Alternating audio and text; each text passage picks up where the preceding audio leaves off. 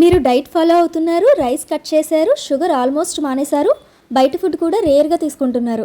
కానీ weighing machine పైన నిలబడినప్పుడు నెంబర్ మాత్రం మారట్లేదు.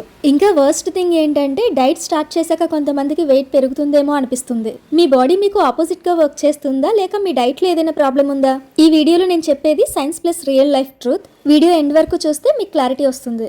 Number 1, diet equals to starvation అనే కన్ఫ్యూజన్. చాలామంది డైట్ అంటే ఏం చేస్తారు?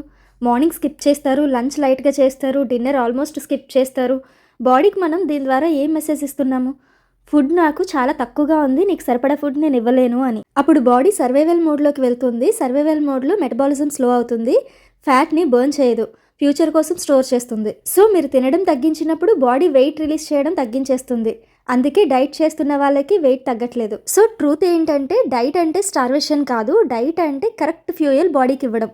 Number 2, healthy food trap. ఇది హెల్దీ కదా అని మనం డైలీ చెప్పే dialogue. Example fruits, millets, dry fruits, peanut chickies ఇలాంటివి. హెల్దీ ఈక్వల్స్ టు అన్లిమిటెడ్ కాదు. బాడీ క్యాలరీస్ని కౌంట్ చేస్తుంది, ఫుడ్ లెవెల్ని కాదు. హెల్దీ ఫుడ్ అయినా సరే పోర్షన్ కంట్రోల్ లేకపోతే ఫ్యాట్గా కన్వర్ట్ అవుతుంది. వెయిట్ లాస్ జర్నీలో క్వాంటిటీ అనేది చాలా important. Number 3, timing. Most ignored factor. మీ డే ఇలా ఉంటుందా? బ్రేక్ఫాస్ట్ లేట్గా చేయడం, లంచ్ స్కిప్ చేయడం, డిన్నర్ హెవీగా చేయడం. డే అంతా స్టమక్ ఎంటీగా ఉండి నైట్ అంతా స్టమక్ ఫుల్గా ఉంటుంది. నైట్ ఇన్సులిన్ స్పైక్ అయితే ఫ్యాట్ స్టోరేజ్ ఆన్ అవుతుంది. ఎస్పెషల్లీ 8 తర్వాత హెవీ డిన్నర్ వెయిట్ లాస్కి biggest block. Number 4, sleep plus stress, invisible weight. మీరు డైట్ పర్ఫెక్ట్గా ఫాలో అయినా స్లీప్ సరిగ్గా లేకపోతే రిజల్ట్ రాదు.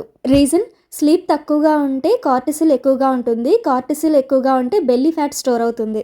అలాగే స్ట్రెస్ ఎక్కువగా ఉంటే ఎమోషనల్ ఈటింగ్ ఉంటుంది, స్వీట్ క్రేవింగ్స్ కూడా ఎక్కువగా ఉంటుంది. సో వెయిట్ లాస్ అంటే మైండ్ ప్లస్ బాడీ, ఫుడ్ మాత్రమే కాదు.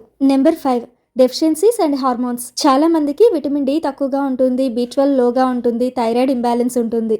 ఈ కండిషన్స్ ఉంటే ఫ్యాట్ బర్న్ స్లోగా ఉంటుంది, ఎనర్జీ కూడా ఉండదు. మీరు లేజీ కాదు, మీ బాడీ టైర్డ్గా ఉంటుంది.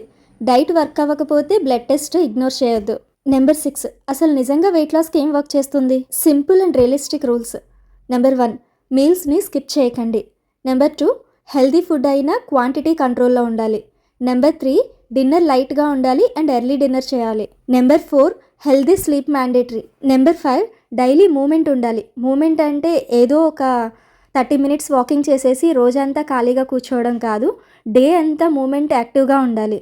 వెయిట్ స్లోగా తగ్గుతుంది కానీ లాంగ్ టర్మ్లో ఉంటుంది. వెయిట్ లాస్ అవ్వాలనుకోవడం పనిష్మెంట్ కాదు, మీ బాడీని అర్థం చేసుకోవడం. కొంతమంది సన్నగా ఉన్న చాలా హెల్త్ ఇష్యూస్ ఉంటాయి, సన్నగా ఉండడం వల్ల వాళ్ళకి తెలియకపోవచ్చు.